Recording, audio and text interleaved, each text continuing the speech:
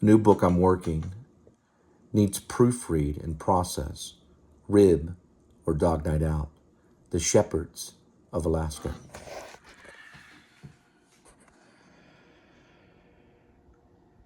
Chapter 57. Jed Wilson put the GMZ van into drive. He had turned the van into a van-dwelling, cheap economy-sized mini-house years back. California is littered with them nowadays. Tiny homes all along the beach now exist, especially after burning of the Palisades. Most of California along Ocean Drive is burned like the lower level of Alighieri's haunted poem. The 9th level of hell arose in just a few days. People lost everything they owned and began to move into vans, trailers, FEMA shelters, and core units with the help of Sean Penn. California was homeless. No one had a home anymore. Now, this did not happen to the entire state. Palisades, Venice Beach, Santa Monica, Santa Barbara, and so on suffered beyond belief. California land area totals 99,830,760, or roughly 1 million acres. A big chunk of it turned to ash. Santa Ana winds expand fires and spread ash and lava-style fire just like hell over hundreds and hundreds of miles, as in the recent attack from God against the California people. The fire departments became exhausted and the Air Force outnumbered by flaming fields and mountains and mansions and houses and trailer homes below and above the rolling grounds shifted millions of earthquakes from the past. Thousands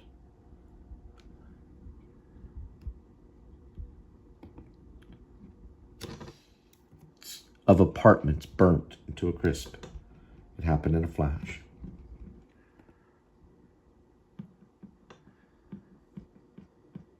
It all burned, Jed Wilson said to Droopy. All of it? All of it. The whole place? Nearly. The Hughes fire blazed out north Santa Clarita. I have peeps there. I love California. Tears formed in Jed's eyes. Droopy looked down at the GPS device and watched the GMC move along the highway of Fairbanks. They were headed to 7-Eleven. A near possible client was found living in the lot behind the gas station on the private land inside the dumpster.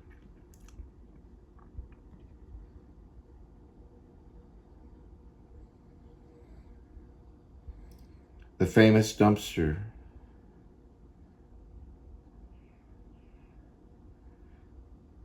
and shelter of Alaska, according to the little man. Doc sent his email and read the following. A houseless man is living in the dumpster. Go to 7-Eleven. Get food there and bring it to him. He is using a heating device similar to Droopy's. Both of you can talk to him, offer him a place of his own and money. Tell him I can pay him $2,000 a month and provide tack gear and the Macmillan 338 and a sidearm of his choice if he's picky. Tell him we'll have him trained in no time. He is welcome with Rib. I have checked his background and got prints. They're good. No military ties. He's not a cop. He's not militant. We must train him. He has a fecal incontinence.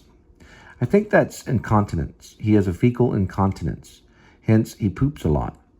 This could be a problem, and we may be able to give him medicine. He will smell poopy. Be alert. Over and out. The text was longer than usual. Doc sounded serious. What does fecal incontinence mean, Droopy? Means they poop a lot, I think. Want a drag? I'm good. Sure? Just one hit. Gotcha, one hit. The van sped along the highways of Fairbanks. Walls of ice about 6 feet high lined both lanes. One headed north and one south. Jed took out another American Spirit, Droopy finished his cigarette to the butt and then rolled down the window. Don't throw it out. It's expensive. They fine for it.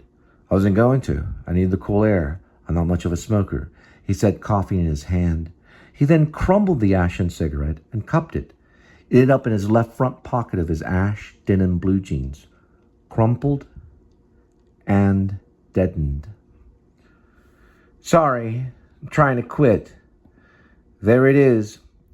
The 7-Eleven arose as the van drove forward up the hill and then down the hill. The gas station sunk. And then back up the hill it rose again. The roof, black like tar, and the front double doors nearly frozen shut. A blizzard head had blown through days before. They were just on time. The following text read, "Be there at 10 a.m. Get all stuff in 7-Eleven. Then meet him. Text me back, 10 a.m. That is when he goes for donuts. Comma, comma." Droopy saw him first, walking from the back lot toward the back alleyway of the 7-Eleven. There were no other businesses other than the oil tank and oil rig and frozen white field behind the lot.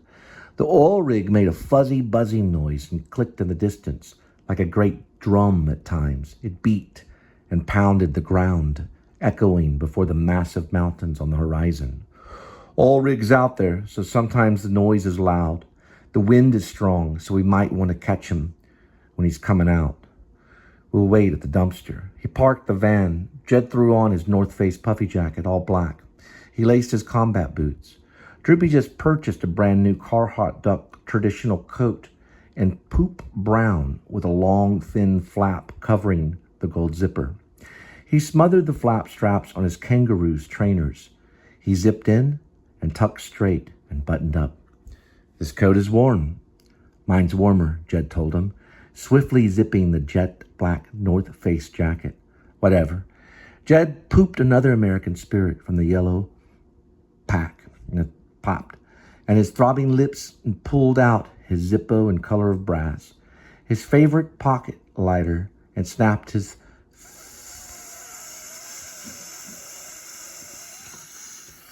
thumb, flicking it open and thumping it, the flint wheel rivet, cupping from the strong frozen wind. The eyelet blazed blue, and then orange, and then yellow, and then red, and back to yellow and gold. And then the tube bubbled, and the wick ignited under the flint. The Zippo was placed back inside the lid after he sprung the hinge pin and fitted it back into the bottom of the case. It lit, and he inhaled the smoke and warm air laced in nicotine. I didn't know they came apart like that. I rigged mine. Let's find this dude before I finish it. He puffed until the cherry end throbbed. He took another deep drag off the cigarette and squared down behind the dumpster that read Empire Disposal in distinct coloring. He used the thick metal of the dumpster to shield himself from the element of the wind and its force and waited for the man in the gas station to return. Droopy noticed slobber on the end of Jed's cigarette filter and said nothing about it to him. Droopy fell behind him on the ice and then stood back up. Be careful, Fudd. Don't be falling over, all right? All right, got another. Sure do. After we talk to this dude and get him diapers, we're going to get him some coffee and donuts. He most likely will make a great sniper. Anybody can learn, even a poopy pants. No shit. The great Alaskan wind picked up and nearly shifted the large dumpster. The lid was down, and they both could smell the smoke from the stove inside. We left that solo stove in there, didn't we? I think we did, Droopy responded. He's been using it. Smell it. I smell it.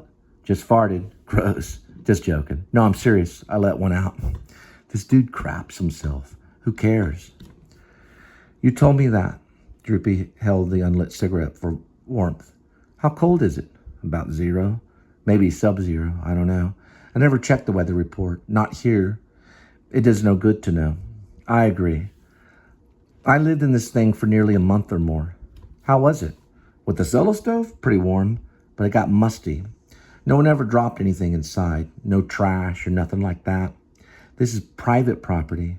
That's what the sign says, right? Droopy stared. at the lonely big dumpster, remembering. Yep, Doc made it that way for us, right? So we could be with y'all and learn? Droopy yawned. Yep, another tear fell.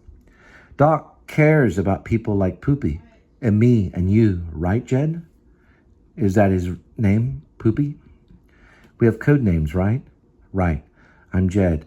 Jed took another drag, nodding after he coughed. I'm Droopy. Droopy pointed at his heart. Right. He's Poopy. Droopy pointed to the gas station as the door shut closed. Right. Jed dried his tear and stood up and faced the cold wind and stepped toward the man walking from 7-Eleven with a handful of donuts. Get one for me, bud. I mean no harm. I'm only using it for warmth right now. The strange man shielded himself with open hands. No biggie big, bro. I'm Jed. This is my brother, this is my partner, Droopy. We got code names. We're snipers for a unit called RIB. It stands for Revolutionary Independent Branch. Want a cigarette? I don't smoke. I poop my pants. I can smell. We know about you. Is it okay we call you Poopy? I guess so. Poopy wore thick pajamas with New Balance tennis shoes with holes at the toes. He had no socks, and his dirty toenails, all black, shined through. His jacket was turned and looked as if a rabid dog bit through it recently. He wore a colorful windbreaker with torn zipper and loosely attached hoodie. He was all beat up, black and blue, with red scratches on his forehead. Breaking wind while looking hella fly. Wait, shit. Droopy said, lighting his American spirit with a loose, flimsy match he always carried to feel safe. Sure you don't want to drag? I'm good. I was forced to quit. Living out here, it's wild and cold, deadly. We know. Wouldn't you feel safer inside? I got a van. It's got a diesel heater. It's mostly empty. Has sleeping bags and stuff. Jed farted long and true. If he had a Zippo near his ass, he would have set off like a firecracker. Oops. Just then, Poopy let one ride. Both of them could feel the warm shit run down his leg. It smelled harsh and hurtful and warm and acidy, and Droopy saw the brown ooze flow from the bottom of his pant leg over his ankle and into the back of his ratty New Balance tennis shoes. I crap myself again. I have an incontinence problem. Had it since I was a kid. I shit myself all the time. No biggie big, Jed told him. You're still welcome. We can get clean wipes. Hey, Droopy, go get a towel. Hanging in there back door. It's hanging in the back door of the van. Go on. Droopy ran. Okay, sir, he said like a newly found militia soldier. I can get you a beer? Nope. No cigarettes? Nope. More donuts? Yep. Jed covered his mouth, holding his laughter. The back door of the GMZ van snapped shut. Okay, we can offer you $2,000 a month. A sniper rifle, same type as Chris Kyle used. It's a Macmillan TAC 338A. Also loads BMG rounds, 50 cal. It can shoot down aircraft. This thing has a kick, and I'm going to teach you to hold it. Fire straight, and if you shit yourself while you do it, I'll train you to swim under the water in freezing temperatures and fly drones. Sound good? Yep. Who's Chris Kyle? Poopy curtly asked. Let's go get some donuts. Okay. The new man told Jed as the shit sunk to the bottom of his shoe. Droopy returned the dirty towel in a matter of a few healthy seconds. Breathing hard, he held out a white, fuzzy mess piece of cloth with lint and black oil stains. Towel, sir? Gotcha. Use this to clean yourself, okay, dude? Yep. Poopy pulled his pants down. He was wearing thermal underwear, now full of shit. He was half naked, with his butt cheeks out in the cold Fairbanks freezing wind. A cough escaped Jed's existence as he stared at his shit-covered ass. Excuse me, those underwears need to be replaced. Man, you smell like shit. Sorry, sir. It's okay. We can use you. You'll make a fine sniper, Poopy. You already met Droopy. Both of you rhyme. Let's head in the gas station and get you cleaned up. How about some warm donuts? Poopy nodded yes. Welcome to RIB, dude. The lead sniper smiled and took another drag. Jed squeezed his new recruit's shoulder. Just then, the cold Alaskan wind died down, and the oil rig rested. The winter became quiet. Thanks, sir. I never thought this would happen. None of them do, dude. You ain't homeless anymore, bud. Now you have a home with us. You have someone there with you to back you up for all of your days. Don't tell a soul or you're gone. Got me, Poopy?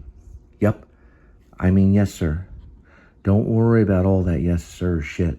We have no military ties here. We're family now. Jed put his hand around Poopy and ignored the shit smell and walked him, with Droopy following, into the back door of 7-Eleven. The cold Alaskan wintry wind never died down the entire rest of the day.